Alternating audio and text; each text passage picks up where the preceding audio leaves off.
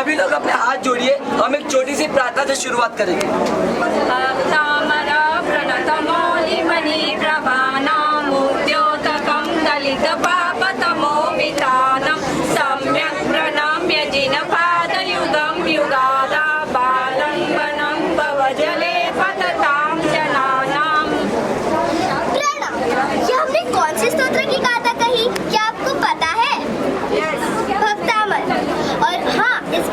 शब्द का मतलब क्या है? आई एम श्योर आप लोग सबको पता ही होगा। अगर आप इस वर्ड को ब्रेक करने की ट्राई करो। भक्त अमर।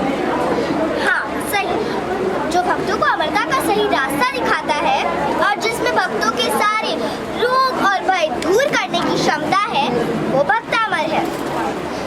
आज पूरे भारतवर्ष में अहमदाबाद से लेकर हरियाणा तक कई हीलिंग सेंटर है जहाँ वो लोग क्लेम करते हैं कि उन्होंने इस स्तोत्र के द्वारा कई लोगों के रोग दूर किए हैं। और वैसे भी हमारे ग्रंथ में कहा गया है कि किसी भी स्तोत्र का उच्चारण यदि सही भाव और संपूर्ण ध्यान पूर्वक किया जाए तो हमें मोक्ष की प्राप्ति भी हो सकती है। परंतु आज कोई भी व्यक्ति, क्या आप में से कोई भी किसी भी स्तोत्र का उच्चारण संपूर्ण ध्यान पूर्वक कर सकते हो प्रतिभा भी? नहीं। आज के जमाने में एक माला भी ध्यान से गिनना असंभव है। इसीलिए श्री भक्तामर स्तोत्र का सही ध्यान पूर्वक उच्चार करना बहुत बहुत कठिन है। Excuse me, I have a question.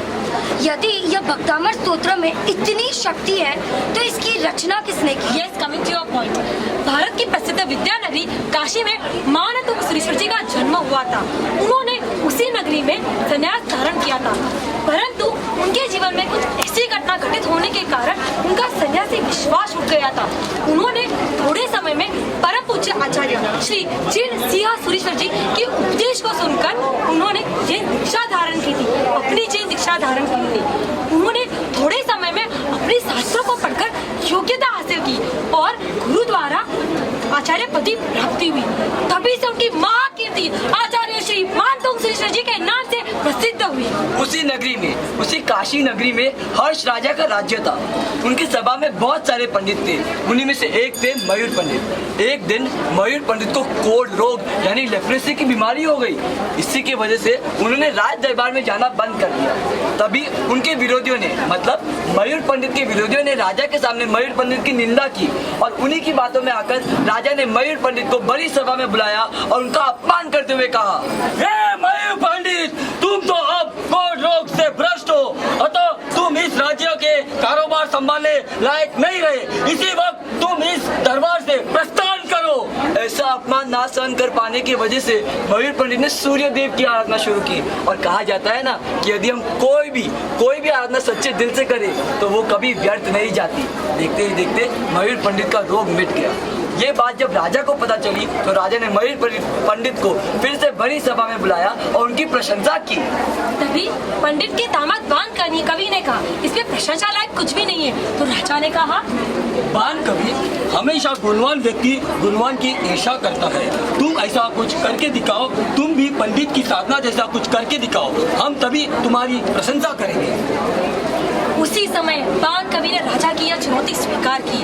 उसने राजा के सामने अपने हाथ पैर कटवा कर खुद को देवी मंदिर में रखवा दिए। उन्होंने देवी की कुछ इस तरह भक्ति की कि वे प्रसन्न हो गए और उनके हाथ पैर फिर से जोड़ दिए।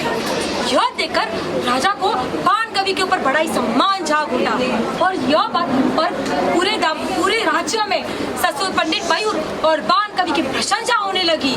और यह बात फैल गई कि ऐसे पंडित ही चमत्कारिक होते हैं और हमारे जैन धर्म में कोई चमत्कार नहीं है। यह सब बातें दरबार में प्रस्तुत एक जैन मंत्री ने सुनी और उसने कहा, राजा ऐसी बात नहीं है, हमारे जैन धर्म में आचार्य श्री महानतुंग सुरेश्वर जी बड़ी प्रभावशाली और चमत्कारिक व्यक्ति है। तो राजा ने कहा, कौन कितना प्रभावशाली है ये साबित करने का सिर्फ एक ही तरीका है, वो है प्रतियोगिता। प्रतियोगिता? क्या हमारे साधु भगवान ऐसे दिखावे में विश्वास रखते हैं? क्या वे ऐसे प्रतियोगिता के सहभागी बनेंगे? जी नहीं, हमारा जैन धर्म ऐसे दिखावे पर विश्वास नहीं करता। परंतु जब बात शासन को निंदा से बचाने की हो, शासन की प्रभावना की हो, तो यह हमारा कर्तव्य है कि हम धर्म रक्षा के लिए एक साथ खड़े रहे। इसीलिए श्री आचार्य जी ने राजा के समक्ष जाना उचित समझा। तो जब आचार्य मानतुंग सूरीश्वर जी राज दरबार में पधारे तो उनके प्रभावशाली व्यक्तित्व से मानो पूरे दरबार में पॉजिटिविटी की लहर छा गई। हमें ऐसा ज्ञात हुआ कि आप बड़े ही चमत्कारी हो।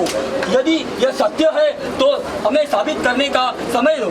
सैनिकों, यह महान पुरुष को हथकड़ी से बांध दिया जाए और कमरे में बंद कर दिया जाए। देखो देखो, हमारे आचार्य मानतुंग सूरीश्वर जी को 44 यानी 44 बेड़ियों से बांध दिया गया। यदि आप सभी को ऐसे बेड़ियों में बांध दिया जाए तो आप क्या करोगे? बोलो बोलो, आप क्या करोगे? भगवान को याद है ना, कुछ नहीं।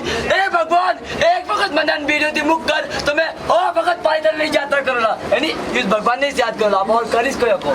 परंतु आचार्य मानतुंग सूरीश्वर जी ने एक बार भी ऐसा नहीं किया। उन्होंने यह नहीं सोचा कि मैं कोई छल कपट करूं या फिर कोई देवी देवता की आराधना करूं जिससे मैं इन वीडियो से मुक्त हो जाऊंगा।